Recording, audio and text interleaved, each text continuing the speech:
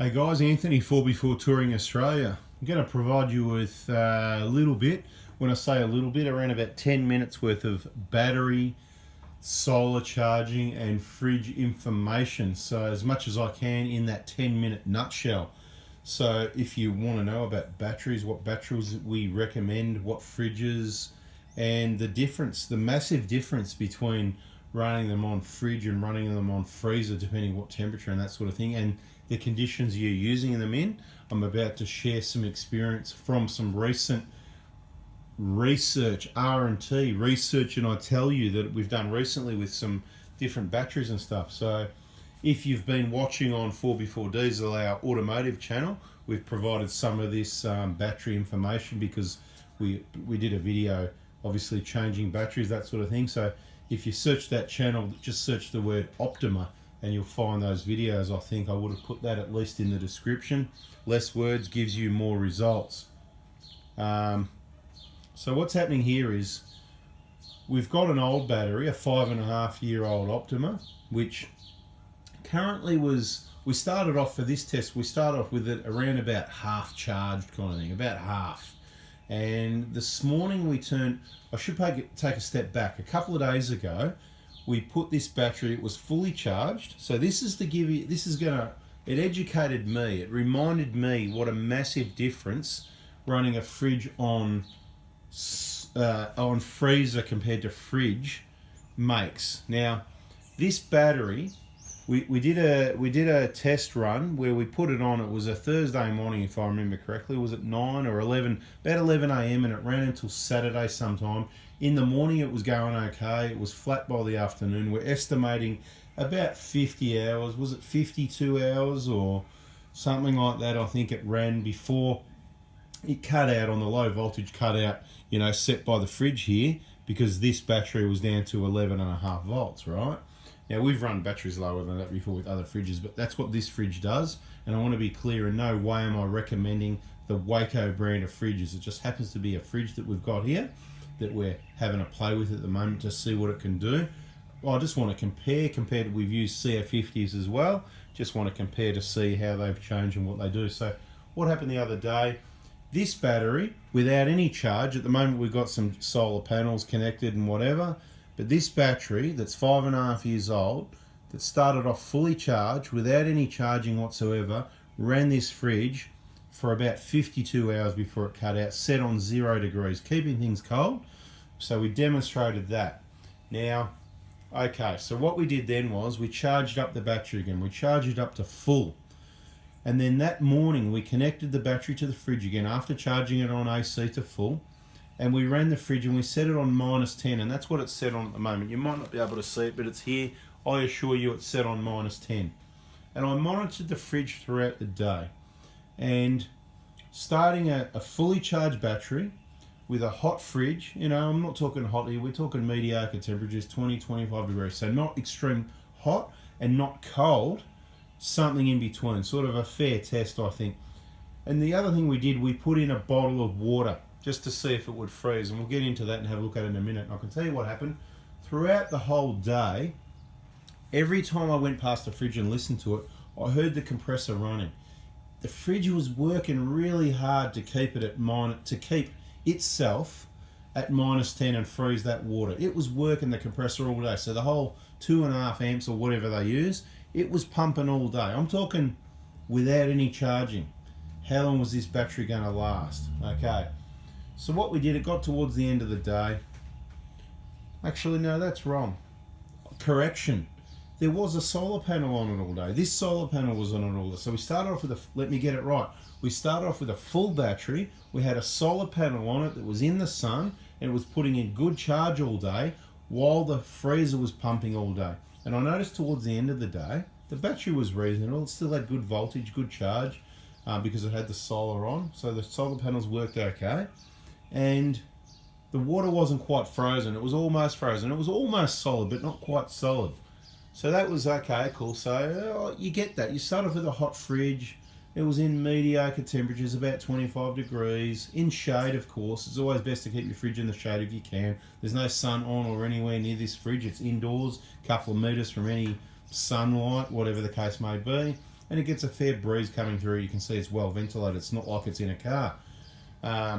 At the end of the day, yeah, pretty well almost frozen. I sort of said in that video, you're probably better off to start with things frozen and keep them frozen, or run it on 240 volt when you can to get it frozen, and then whatever, because it really pumped the battery. And this is how much it pumped the battery. That same battery that could run this fridge, that battery that would run this fridge on fridge at 0 degrees and keep our drinks cold for a couple of days. That's started on Thursday morning and it was still cold drinks and running on Saturday morning.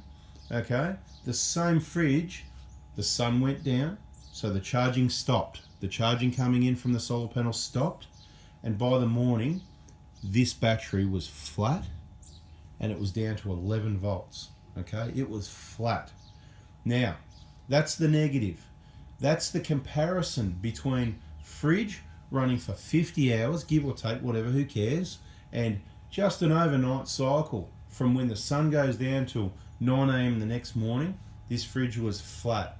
The good news is the water was still almost frozen. That hadn't changed. And the other good news is that was a couple of days ago, right? That was 2 days ago. So the next day, nothing happened. We left it off. We put the battery on charge. Then the day after, that's today, we took the battery off charge. It was only about half full. It's a slow charge. And we put it out here next to the fridge this morning. And I note that the water in the fridge, the bottle of water, was still very icy, almost frozen. So what I'll say about this WAECO is it's very insulating and keeps things cold. It's like nothing else in there. I'm going to show you in a minute. So it was almost frozen still. That's how things started this morning. The fridge that had been off for 2 days, right, for a full day plus a bit, over 2 nights. Let's just say that was Monday, I believe. Monday morning when the battery was flat.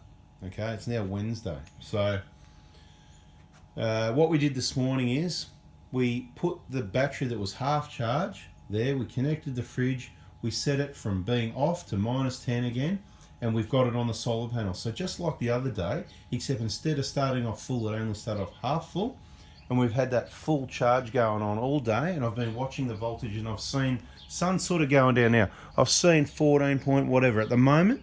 Right now, you probably can't see it, but that unit right there is telling me it's on about 12.7, 12.8. It's moving between 12.7 and 12.8, right? Now, this is what we're going to do.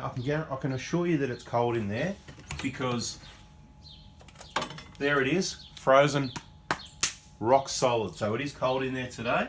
And the other thing that snuck in there recently was this, okay? Now, there it is. Very cold, right?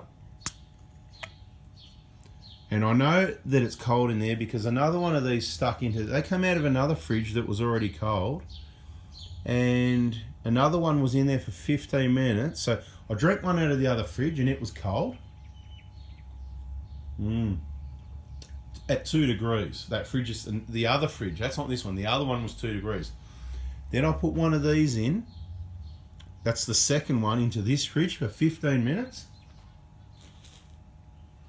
And it's awesome when it's cold. When you got warm weather and a cold one of these, it's really important. Don't offer me a beer on a cold day that's hot.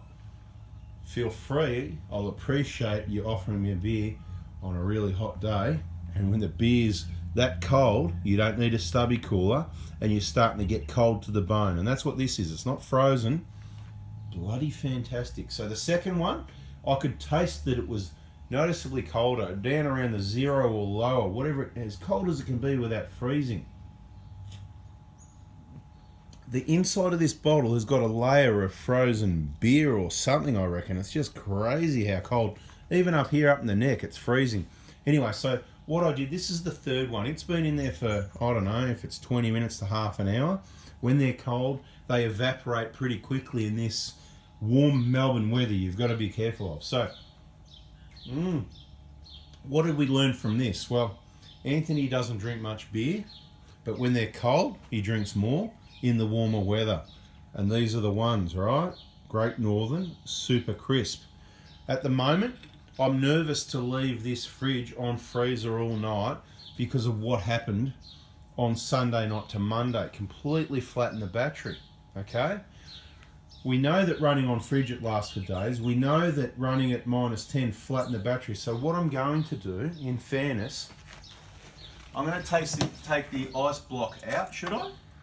No, let's leave it in there and see what happens, because that's going to help keep a bit of temperature. I was thinking about taking it out, and